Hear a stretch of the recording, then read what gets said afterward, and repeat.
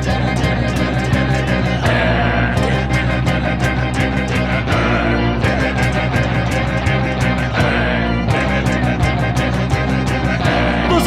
not a bat, he's a man who fights crime. And we're gonna watch him fight for a minute at a time. With John and Niall and a guest who doesn't rhyme. It's Bat Minute!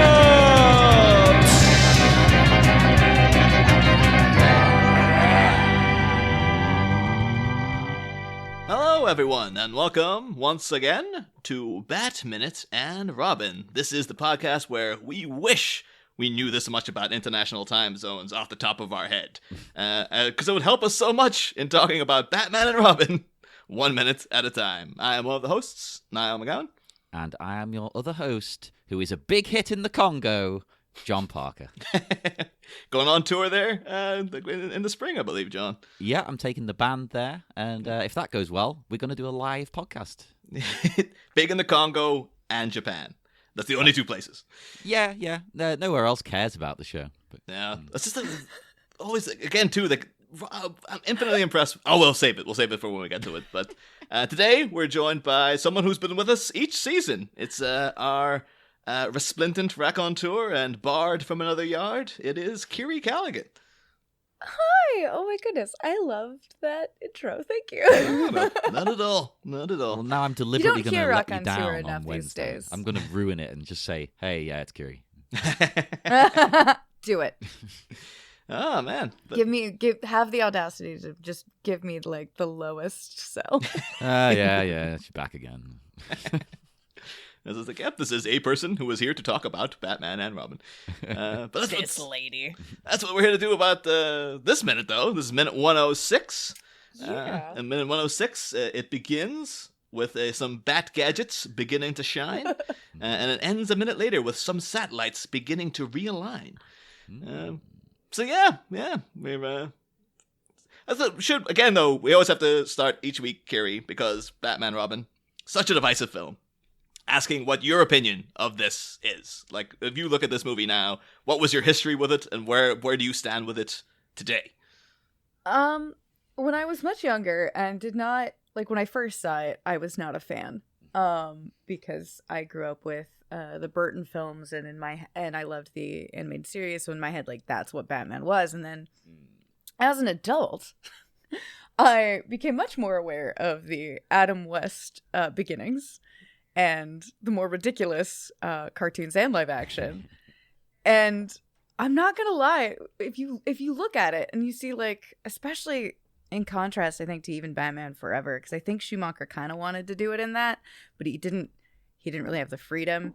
And then you start this movie, he literally gets into a rocket inexplicably. I have no idea what the plan with the rocket was. But then, like, 5 seconds later, you know, not 5 seconds, but, like, very shortly after, to escape it, they blow it up and surfboard out of the rocket. So this movie wants you to know exactly what it is from the start. And it's like, we are camp, we are ridiculous, we are throwing ice puns in at any chance we get, even if they're not really sensical. And I now fully enjoy it and embrace it as it's fun and a great modern homage to the old camp beginnings, and I'm fine with that. But should we do get the shot, the shot of the bat heater thing? Also, what I thought. Buckle? I think it might be at the side of the belt this time, because I think you see the belt going down towards the crotch, because of course that's the way it goes in these suits. Is it? I thought it was I just looked like his belt buckle turned to a heater, and I was confused why he had two belt buckles. Well, that's the thing. It makes sense for it to be the belt buckle, but then it alludes to the fact that he's got many of these. So it's like, oh, right. Yeah. He just seemed to have a bunch, and then he presumably also has his original utility, like, surplus on him. So this is gonna be so much heavier for Batman. Like, you know, just having we don't know how much these things weigh, because what it does is superheats things to the point where you put one on a frozen solid human being, and within seconds it thaws them out. Okay. So I have thoughts on that. I don't know if we should talk about this now or when we get to the laser, because I might have gone down a rabbit hole of thermodynamics. The only other rabbit hole I had was that shot of his glove. Because I mistook for a second. I thought he had, like, brass knuckles. Like, he had really sharp shards on his gloves. I was like, this Batman's done.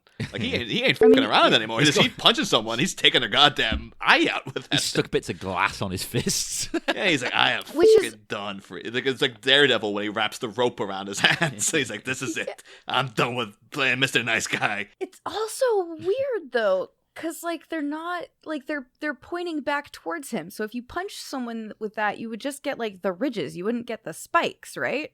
I think what turns out to be later is, like, that's the grappling hook. Yeah. But then you think, if you punch someone, it's going to do them some damage. Like, it's going to hurt. And then it looks like, I mean, I guess I feel like that's the brass knuckle for backhand. Like, that's the pimp hand brass knuckle. Because, like, it's going to cut you if you... like, do the backhand motion, but if you're going forward, it's just going to bruise, and it'll still be very painful. You know from that famous meme, Batman likes a pimp slap. Yeah. That one to Robin that time, so he's like, but worked in the kid, so it'll work on Mr. Freeze. I think the way he says his line here as well is really weird, though. Like, it sounds fine at first, but when you listen over and over and over again, it's odd. Because when he says these heaters will thaw them, it sounds like he's being aggressive. He's like, these heaters will thaw. Like, who's he being angry? Like, I don't have to pay attention to them because these heaters will thaw. Yeah, leave these with these idiots. We'll go do our business. Fools. I think that's true throughout the whole minute for everyone. They all kind of sound like they're a little bit angry all the time. Like, it doesn't have that kind of, bouncy rapport that you might have got between like Adam West and Burt Ward and stuff. Like, when even Batgirl speaks, it sounds like she's just been like a snarky kind of asshole about things. Yeah. To me, at least, anyway. But no, 100%. And I don't know, maybe I don't imagine being in a rubber suit in a frozen, like, I don't want to go outside in just rubber when it's all frozen over. That sounds miserable. So maybe they're just cranky. Yeah, I get it. I can't believe that in this film, they actually, like, full on call out what his suit is made out of. Because I always assumed that, like, yeah, we know costuming wise, it's probably rubber and, like, some latex or whatever. But, like, in world, it's supposed to be some sort of, like, super armor thing. And I'm like, is it not? Yeah, like a Kevlar sort of situation. Yeah. Yeah. She's this anatomically correct rubber suit. And I'm like, no, it's Chase Meridian you as well. Like, black rubber. That's what she caressed his pecs on top of the GCPD. So word's gotten out. I love the idea that he's got to, like, lather himself to get into this suit. Just like a fucking diving suit. Well, imagine trying to peel yourself out of this costume every time he's finished with the day. Jeez. Oh, man. That's how he stays so ripped. It's just the sweating thing in the suit. I was also happy to see there because they had just this week the Funko Pops for the Batman. Oh, yeah. And not only are we finally getting cinematic acknowledgement of the fact that Bruce Wayne take off a cowl, he'd have big raccoon eyes from the black makeup. We saw it in the trailers, like, they're doing the raccoon eyes. It's also now exists in Funko form. That you can get a Bruce Wayne with big raccoon eyes holding his cowl. It's like, finally, our time has come. Finally, the goth Batman we've all wanted. The goth Batman Tim Burton probably wanted. I don't know. I'm hoping that it's not quite what the trailer seems to be giving me, because I'm just like, what is this meme edgelord Kylo Ren bullshit? Actually, well, with this, going back to the heating, what do we call them? Heating pods? The little heat... Bat heaters, I guess? Or... They're those, bat heaters. They're those, like, little hand warmers, but on crack, I guess. Well, I absolutely love... It's fitting with this movie, but it's hilarious that they are, of course, Batman-themed. Oh, yeah. Oh, yes. They have to be. You can't have a single gadget that doesn't have the bat symbol on it, right? I like to... Well, first of all, Alfred's great at branding. Yeah. I'd like to think maybe when Freeze first showed up, like, there's an unseen scene where there's a discussion of, okay, well, I had to thaw Robin out by putting him in ice cold water and then using a laser to heat the water, which somehow worked. But we're gonna need some bat heaters. Like, I'd like to think that, like, oh, this is the new villain, we gotta make new toys to... Yep. compensate against him. Alfred there dying from McGregor syndrome. It's like, okay, dragging himself over the computer. Some sort of heating pods or whatever. Alfred, you he go was do ahead it. of his time, you know. Right. Like, Hey, make sure you get your like, rest, I Alfred. have but, to you know, work from home through a horrible sickness. All right, I got you. I like to think these devices were originally designed by Alfred for like flash cooking the Sunday roast or something. Oh my god! And then Bruce went into Alfred's room and swiped a load of them. And then He's trying to prepare the dinner for when they're home. So, where's my heaters? That's to de-thaw. That is to thaw a turkey. The thing is like this guy has to run like an entire estate and help out Batman. He's like, I don't have the time to cook dinner, so I just put the thing on top and presto, How it's is done. he the only staff member and also like the engineer of all these gadgets? Like,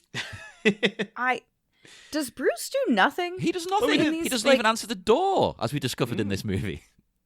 Yeah, it's just...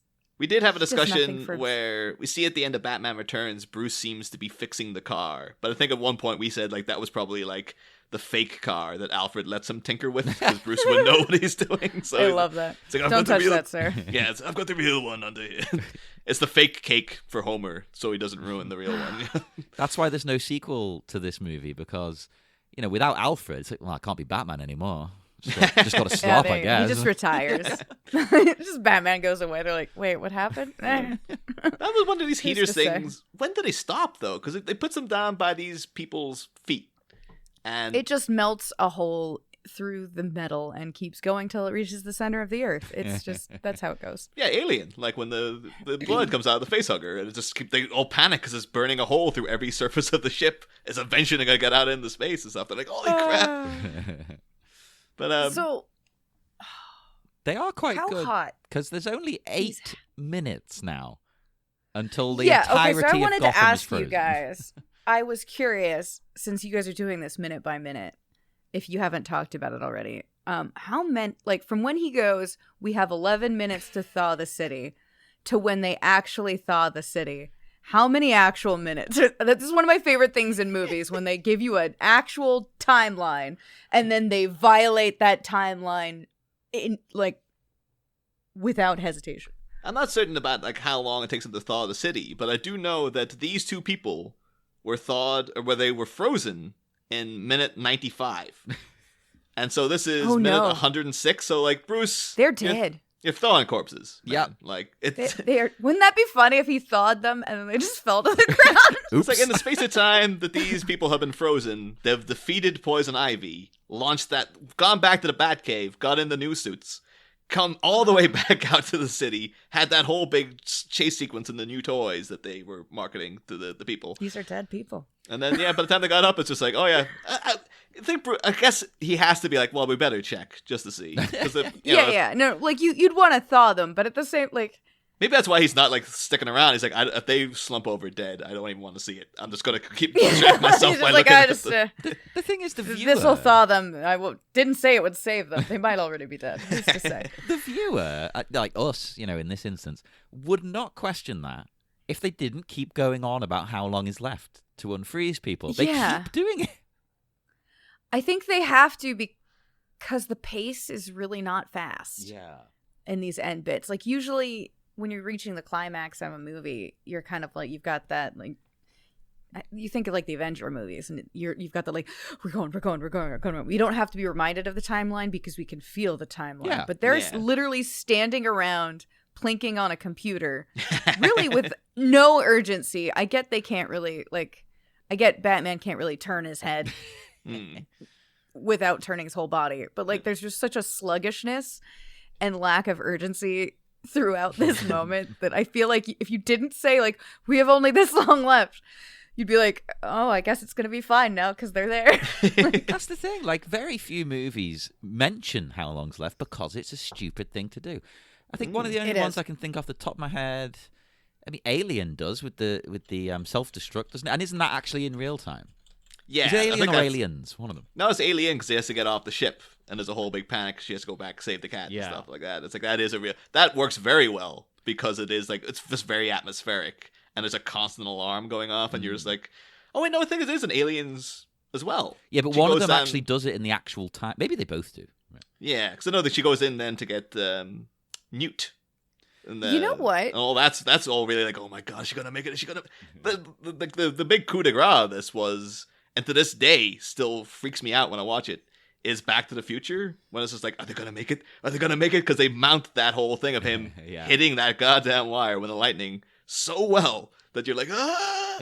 But this does have a real vibe of like, yeah, movie's still going, so we gotta thaw these people, I guess. Oh, I don't think they would be alive. I don't know where they got the 11 minutes. That's something that drove me crazy. I think we tried to say entire that maybe thing. that you could not breathe for like 11 minutes or something, because presumably they wouldn't be breathing on the ice. But I think we found like the world record was like 9 minutes at this point, so they would be dead anyway from suffocation. Yeah, and also, so a drop in body temperature, like, and I realize people are gonna be like, Kiri, you just said this is absolute camp. Why are you applying the laws of thermodynamics and any sort of reality to it? Because it's what we do. We have not a lot to talk about for a minute. Like, not a lot happens.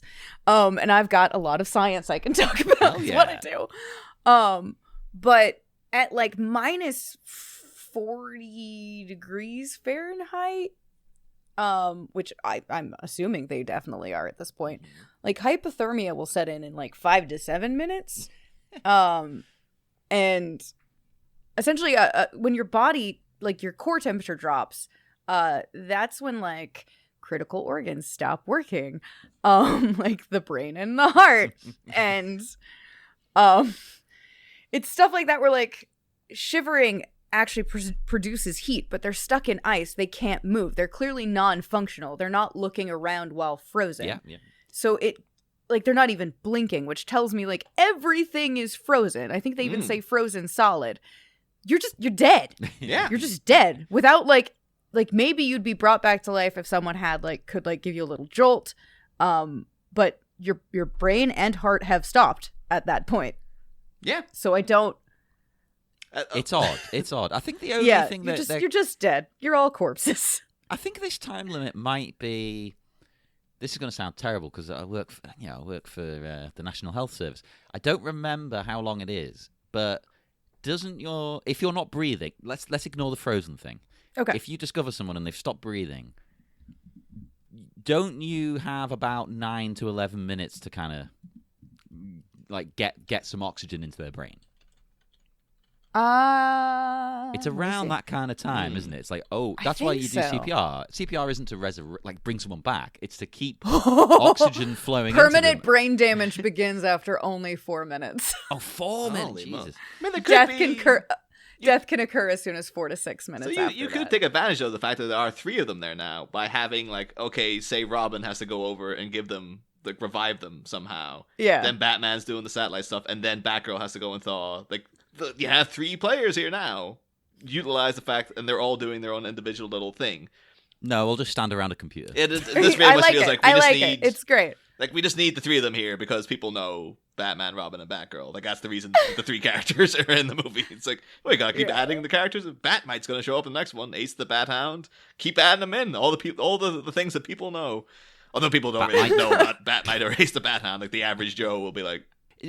That is too far for me. That goddamn dog. And Superman has a dog. That's stupid as well. Oh yeah, Crypto the Super has his own TV show coming. I believe Crypto the Superman. It looks ridiculous and silly, and I will watch it because it looks ridiculous and silly. And I think I love DC needs to animals. embrace its ridiculous just a little bit more. It's been too serious about itself for far too long. Yeah, as long as they treat it as this is stupid, right?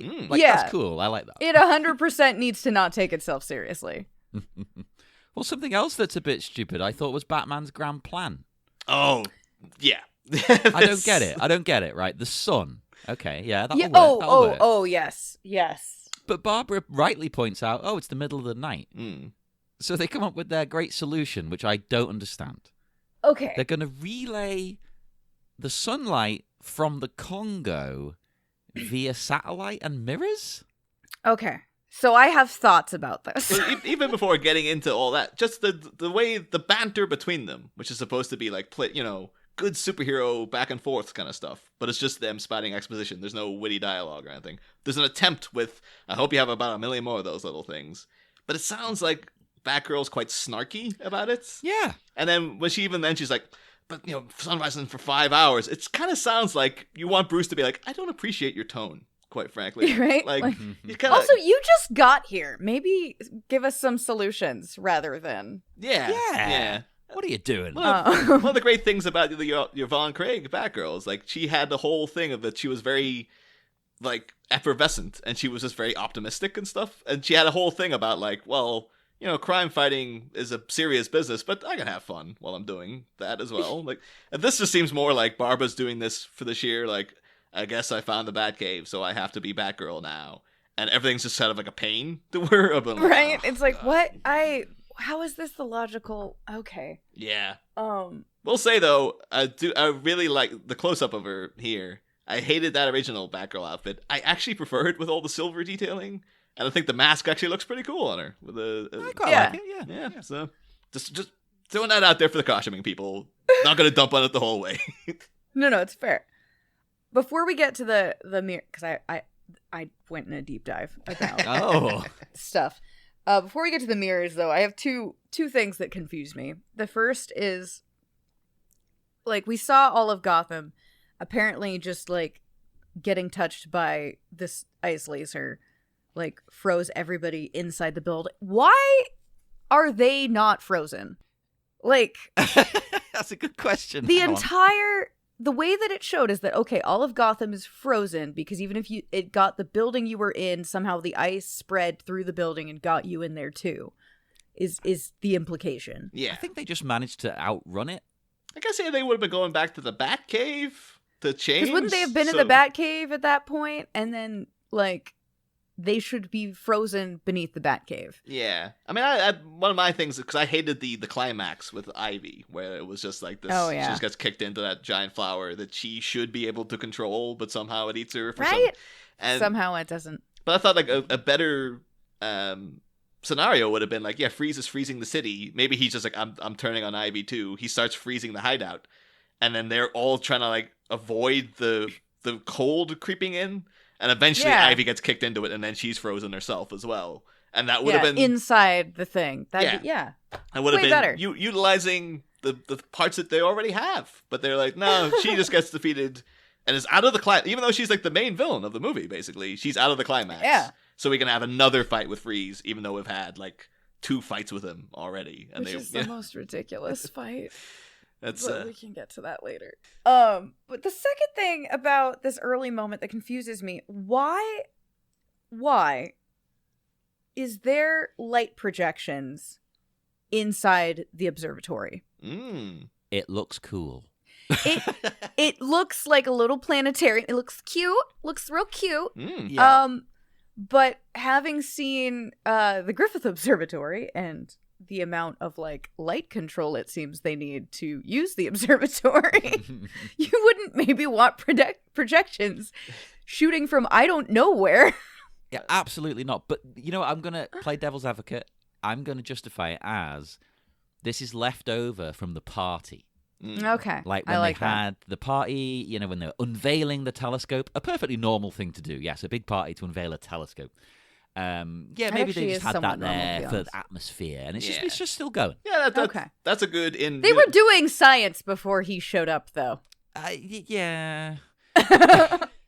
Maybe they just liked the party vibe. They're like, we'll turn it off when we actually have to, like, look in the telescope. But yeah, it's quite cool for now. Well, I appreciate, because I think they do say that, so sunrise isn't for 5 hours, but it's morning in the Congo, which was, I appreciate Dick Grayson just knowing that off the top of his head. Where I had to plan, like, try to organize guests every week, and every time I'm like, okay, so what time's it there? And then try to work out, so that's 5 hours difference from the UK.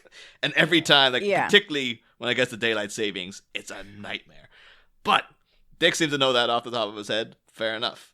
I think that this is supposed to be like 1 a.m, so I guess it would have been like the scientists are like, we finally got rid of those goddamn party assholes. They've all gone off to have their eyes wide shut orgy in somebody else's house. Oh God! And now we can have we can finally get down to the actual work of using this big telescope that we've been given. Now that everyone's finally left, I think, John, what you're saying there is probably the best in universe canon as to why these projections are going up. My personal thing is that I think Joel Schumacher wanted to make this place look like a kid's bedroom. And so it has... Oh, totally, yeah. It has those little things you'd have up on a kid's roof. Yeah. Or just like wallpaper of like, yeah, the galaxy and stuff. Because he wants it to feel like a little boy or a little girl playing in their bedroom with Batman figures. And it kind of looks like that's what this is. Like, and the telescope is, you know, the end of the bed or something. I love it. A telescope they have on out their window or something like that. You could pretend this was that, and then toss your toys out the window into the bushes below and all that kind of stuff. Like it kind of works for me. So, but yeah, so we have all this business of like trying to reorganize satellites to get, which his plan is confusing to me in that, like, the way he states the sunlight would melt them. First of all, no, Bruce. Wouldn't that take a very long time? It would take an extremely long time, even if you were in full noon. Like, if you could just go, high noon, we're done.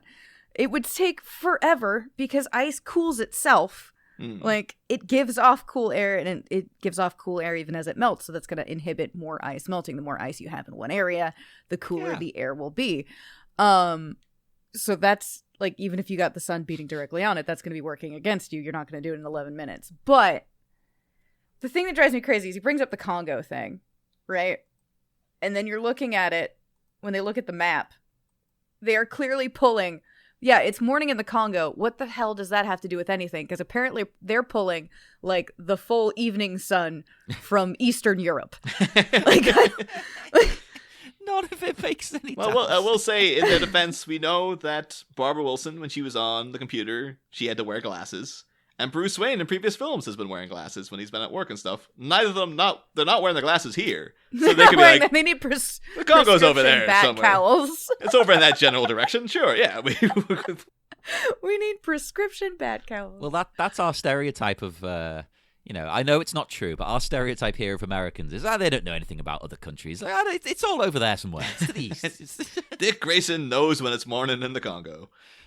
That's the one that got him a C- on his geography exam. I'd like to think that he listens to some weird, obscure, like, radio station that inexplicably is recorded, and he's like, "Good morning from the Congo," and he's like, "Oh, I'd be listening to Good Morning from the Congo about this time. It's morning in the Congo." Should have established it earlier in the film. As Alfred gets up and he's doing his early morning dusting, and you just hear like all the full blown music that Dick's playing.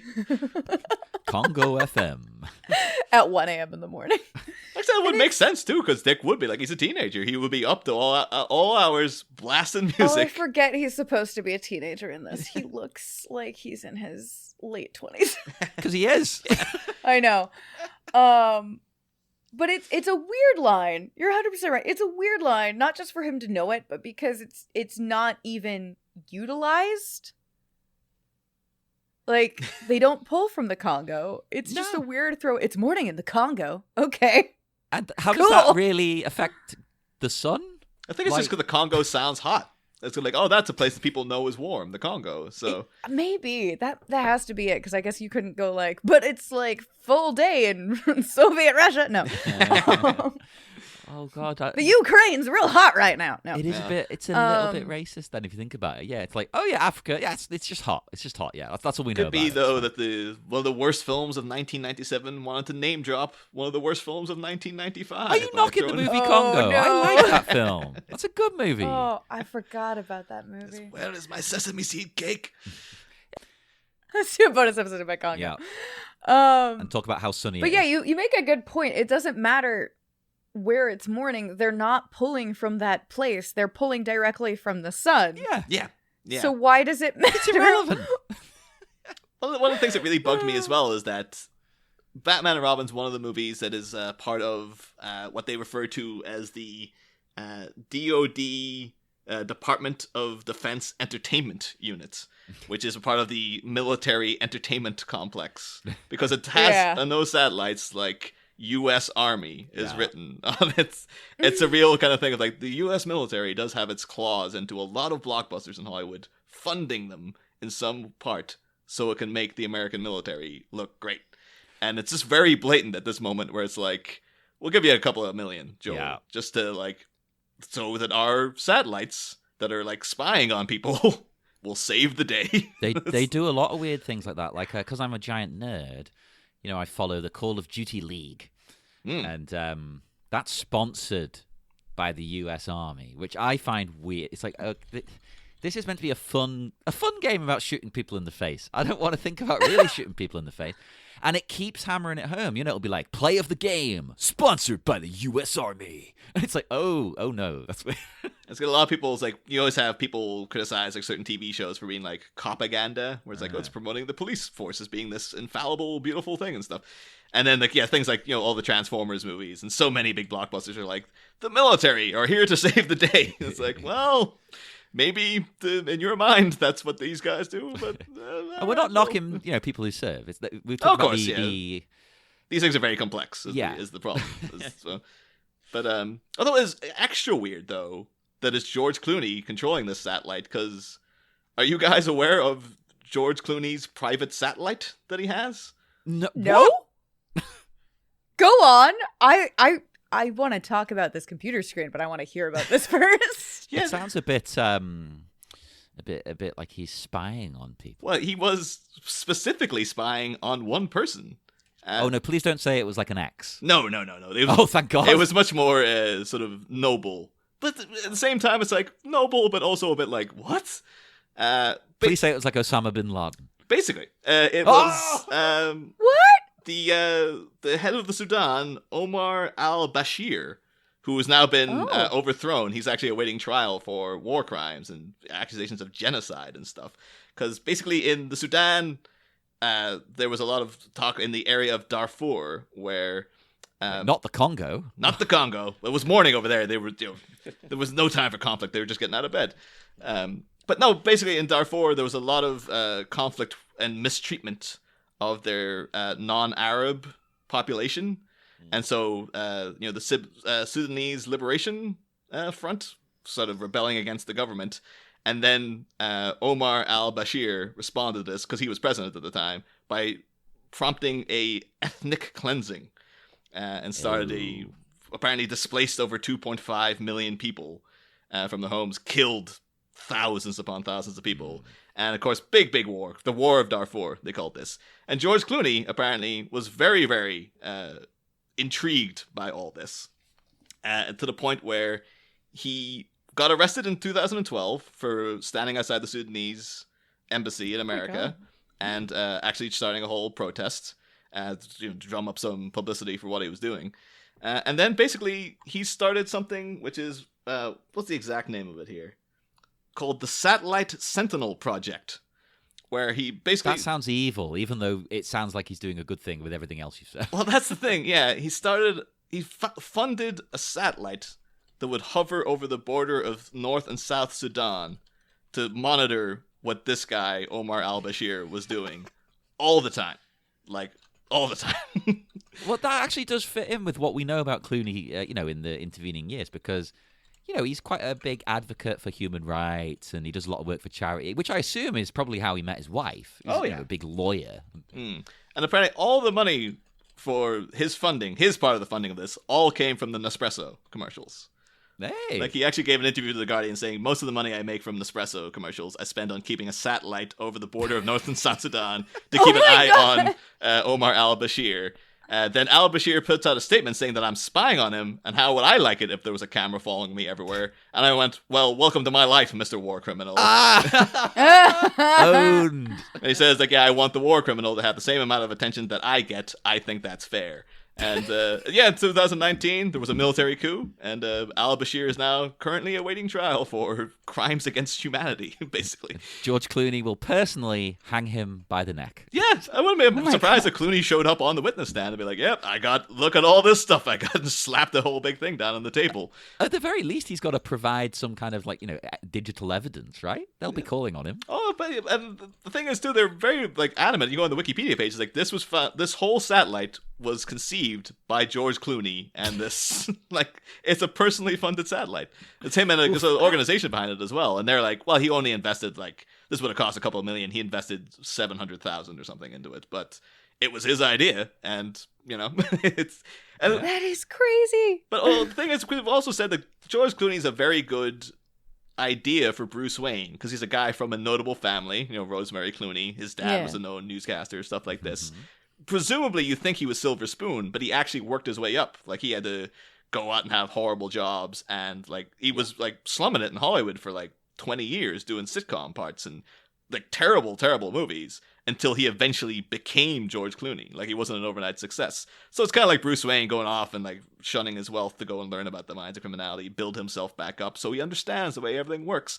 And now to find out that like he's actually got a satellite keeping an eye on people, George Clooney like is Batman essentially. Like this is like Watchtower. You might as well just called it Watchtower and just been like, yeah, I've got a satellite that keeps an eye on everybody in the world, so I know what's going on at all times. Turns out he genuinely is Batman in his spare time. Maybe that's why he gives such a bad performance in this, is because like it throws everybody off. Yeah, knowing that I suspect me. Yeah, that I am the real Batman. Because it's what a masterful act of deflection on his part. That's the greatest thing I've heard in my entire life. And people will be like, but Batman doesn't exist. It's like in the comics, they always say the public thinks that Batman doesn't exist as well. They're all like, oh, I think my brother said he saw something in the sky one time, but we don't know if Batman exists or not. It's all part of his deflection. Yeah. Dun, dun, dun. Just like he's deflecting the sunlight from the sun. Oh, okay. So I want to talk about this computer screen that they gave us a zoom in on. Because first of all, I'm tickled that it's like this old little 90s Mac. Yeah. And not like they didn't even try to hide that it's it's not proprietary software. It's looks like it's just it looked like he just opened a picture. I don't know. I think he did. Yeah. He probably did.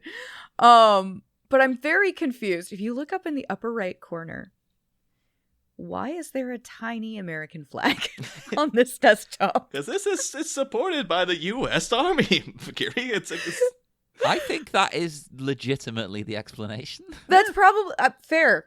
Because I literally went and looked at a bunch of old 90s Mac layouts of like, did they have flags depending on like what like geological area you were in? I can't find it. I think they specifically put it in just for this. The only explanation I can think of other than that is it's like a language, like on Windows 10 now in the bottom right. Yeah, that's what I was thinking. It's like, was there a time where it's like, if you install more than one US language, English, for instance, it'll say, I haven't actually got two languages on here at the moment, but I think it says in the corner like EN if it's English, and you can click that and switch to your other one. Maybe it's that. Maybe it's like a flag.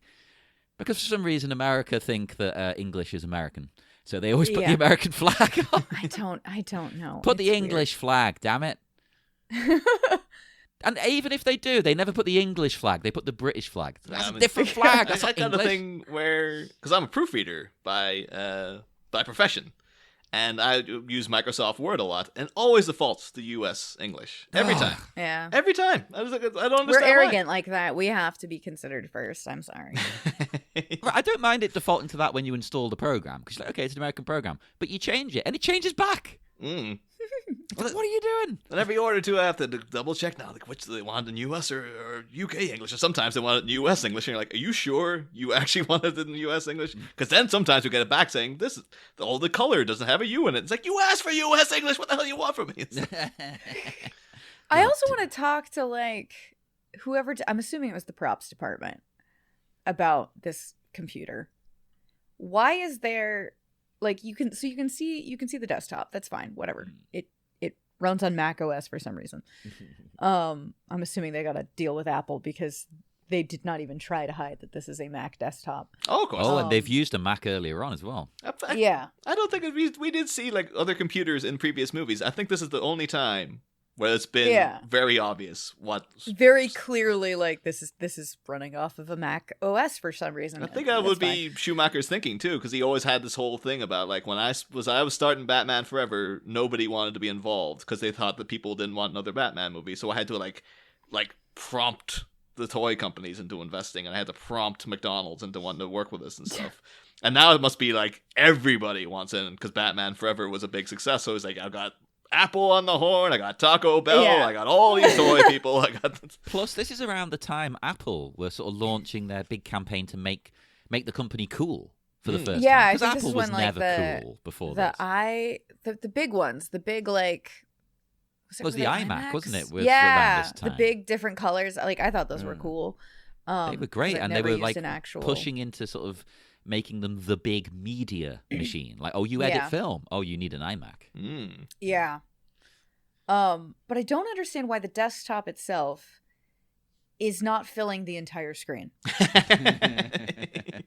Like, there is a sizable non-equal gap between the desktop and the rest of the screen. These guys, like, they had Mr. Freeze was waiting. He was also playing like Patience or something, or Computer Solitaire on one of the other screens.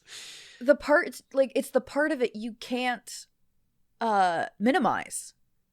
Isn't filling up the whole screen. Like, you've got the window, which, like, that's fine. Whatever. You want to see the trash can, you want to make it clear we're looking at a Mac desktop, that's fine. Whatever.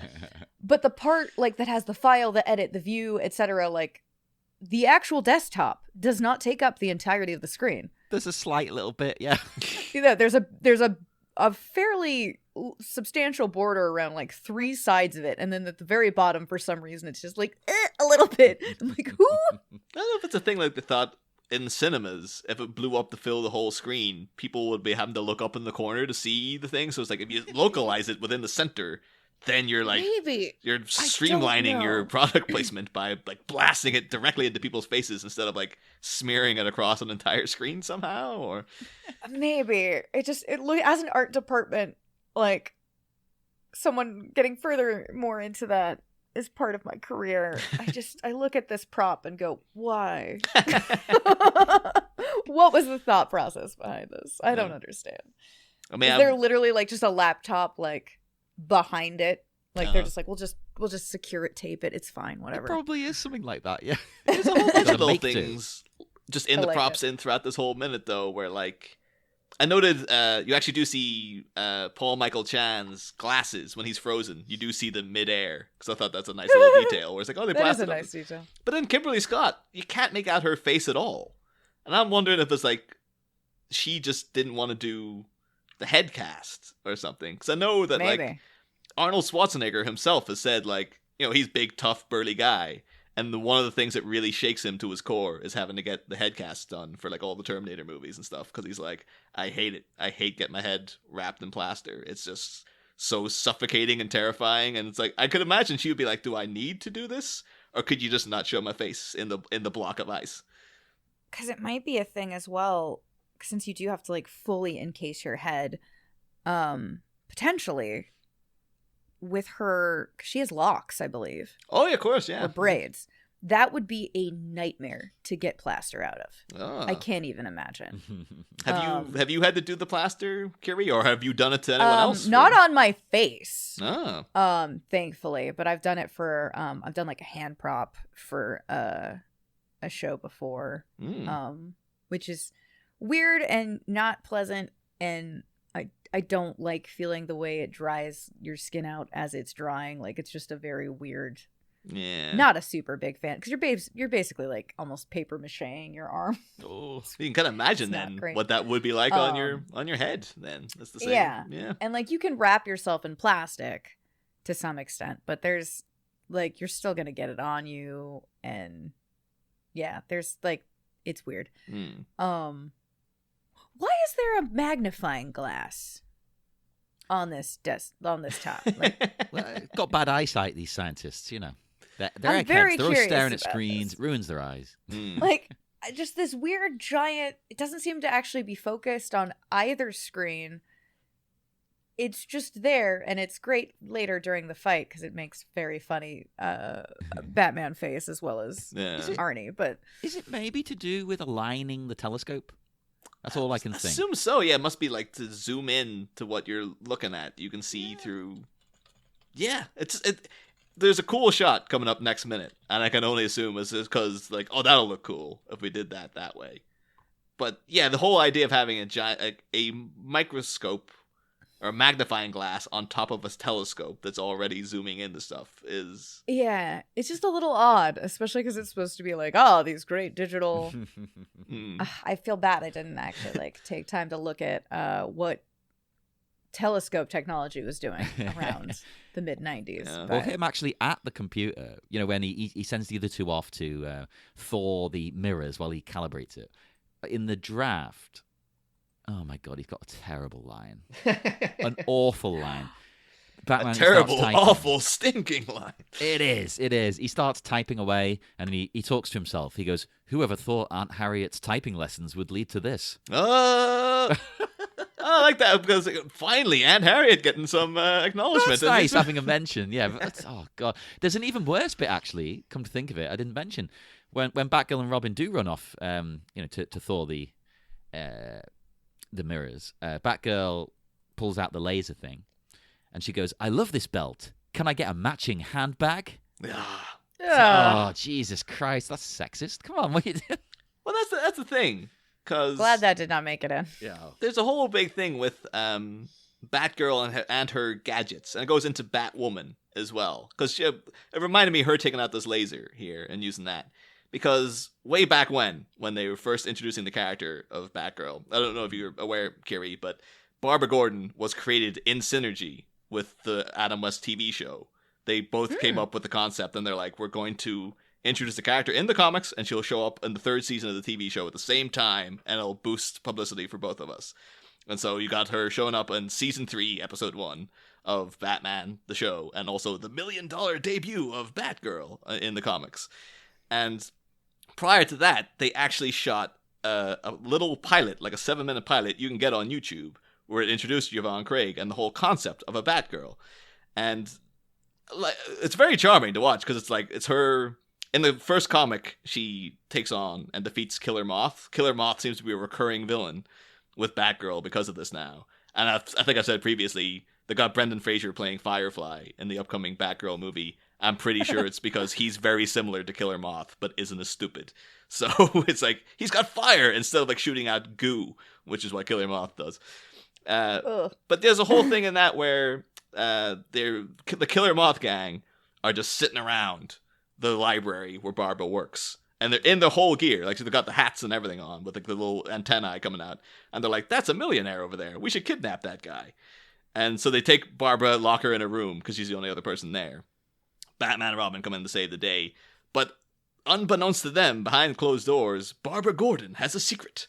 Because she starts dressing up as Batgirl. And at one point, Batman and Robin get cocooned by the Killer Moth gang. And Batgirl comes in to save the day. And what she has is a vanity case with a laser beam in it that cuts them out of the cocoons. And it's kind of like, oh yeah, because she's a girl, she has to have little, girly trinkets, basically, that are her goods. Part of her utility belt. And some of the things she does are quite cool. When she's changing into her costume, she has the costume on underneath. She takes off her skirt, wraps it around her neck. That's the cape. It's double-sided. I was like, oh, that's pretty nifty. She takes a hat off her hat rack, folds it inside out. That's her mask. I was like, oh, that's pretty nifty as well. But a lot of this then goes back into when they introduced Batwoman, and she had a bat compact that she would use to deflect laser bolts, and when she'd be capturing people, she would shine lights in their face by deflecting it off her vanity mirror.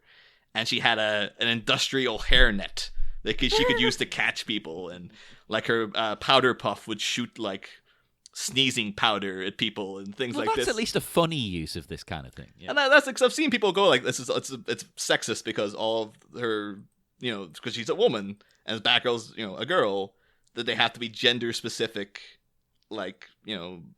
utility, gadgets and stuff. But I was kind of well, one, it's fun, and two, it's well, is it that wrong to have them be feminine themed by taking that away? Is that not denying?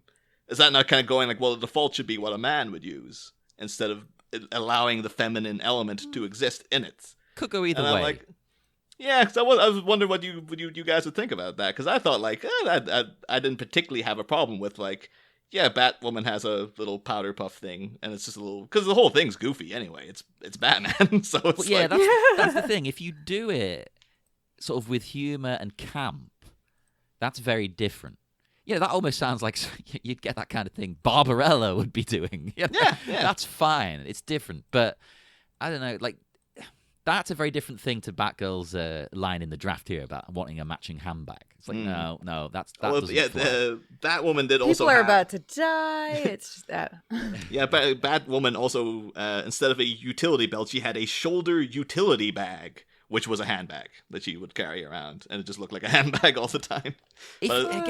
If I think the difference, who wrote it, right? Is it written by a woman? If it's written by a woman and it's kind of making fun of that kind of thing, that's fine. Oh no, it was men in their 40s were writing this, so that's fair. Yeah.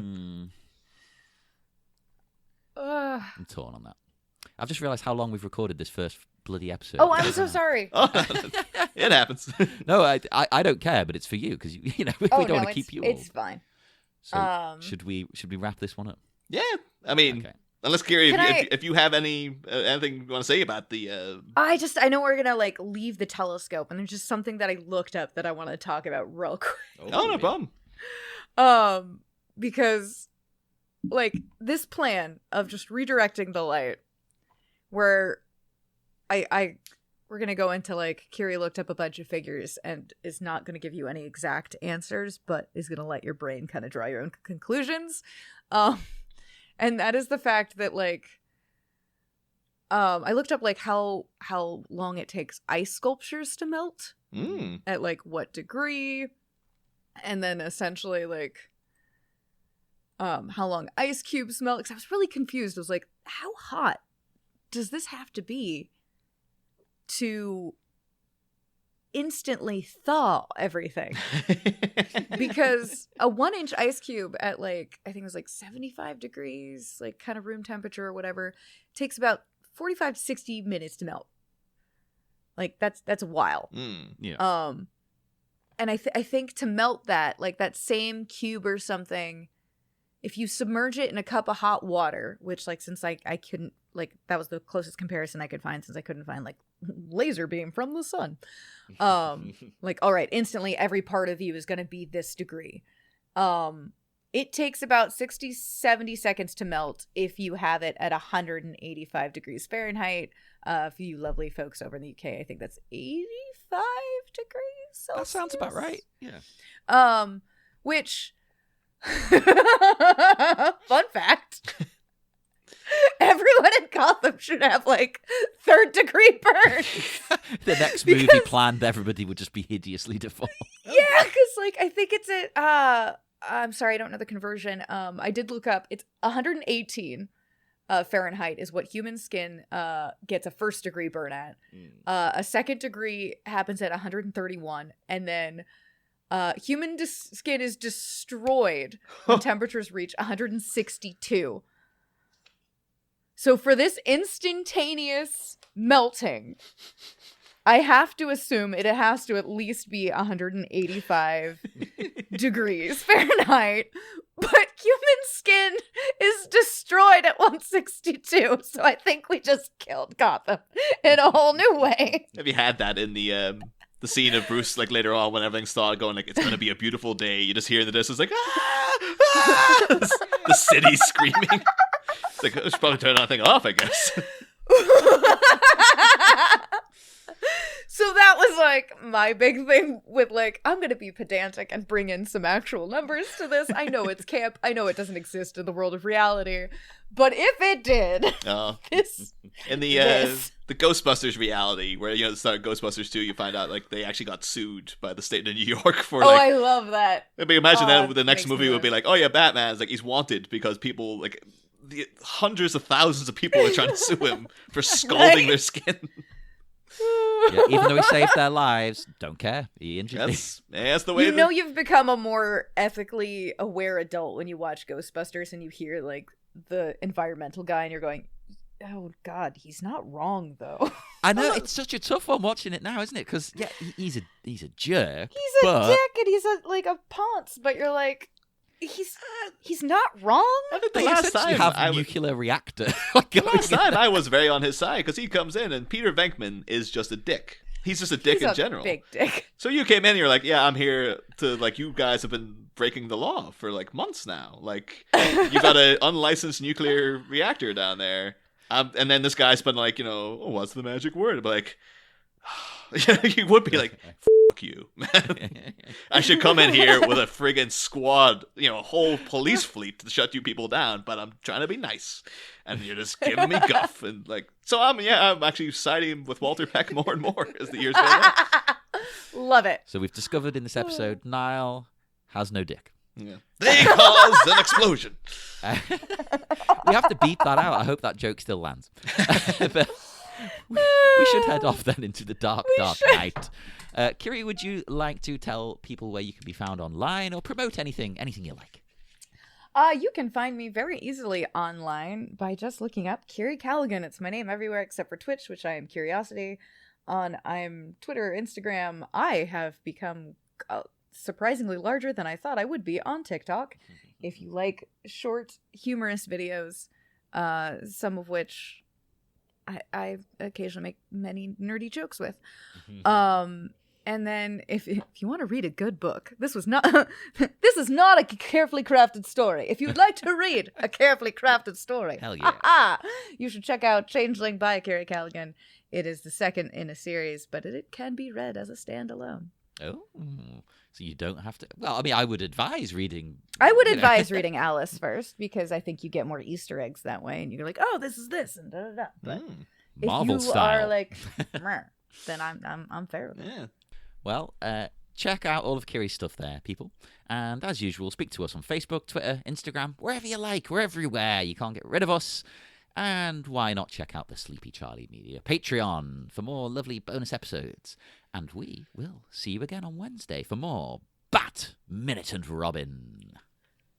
Next time, Peekaboo, I see you. The team attempt to thaw an algid megalopolis, but their path is soon ambushed by a popsicleized pugilist. The slippery slugfest sends a teen trapezist and his partner toppling from a viciously vertical limit. But can these wire-crossed lovers' lines hold taut and pause their perilous plummet? For a scary descent towards Stalic Batmites, tune in Wednesday. Same Bat Pod, different Bat Minute. We'll be back.